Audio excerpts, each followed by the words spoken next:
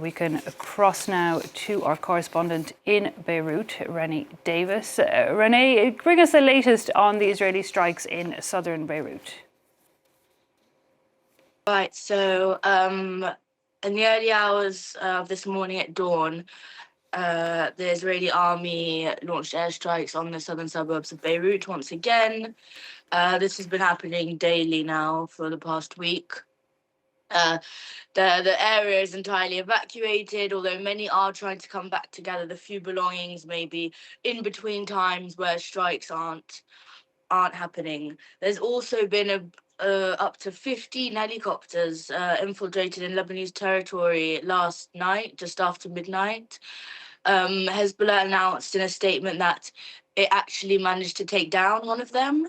And it's the helicopters came in very close to Nabishit, where they infiltrated on the night from Friday to Saturday as well, in the hopes of finding the remains of a lost pilot, Ron Arad, who went missing in 1986. So they entered Nabishit, turned over all the roads, all the streets.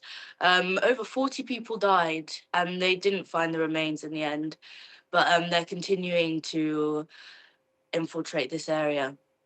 Okay, so lots of fighting ongoing across the country, Renée. Meanwhile, we're hearing from Human Rights Watch. It's accusing Israel of unlawfully using white phosphorus in the attacks. What more can you tell us about that? Right, absolutely. So white phosphorus is an extremely dangerous incendiary weapon. So it burns really, really bad as soon as it comes into contact with oxygen. And Human Rights Watch is accusing Israel of launching ammunition with phosphorus in it over civilians on the 3rd of March. I also have reports from my contacts in the south confirming this.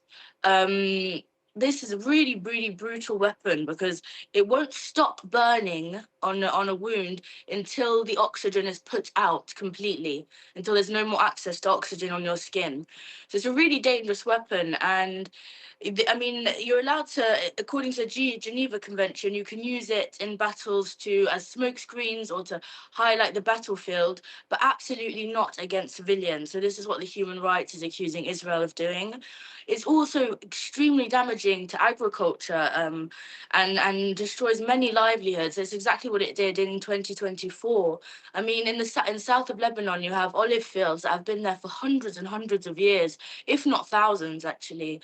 So to destroy the very soil where these trees have been growing for centuries is extremely damaging to the South Lebanese community.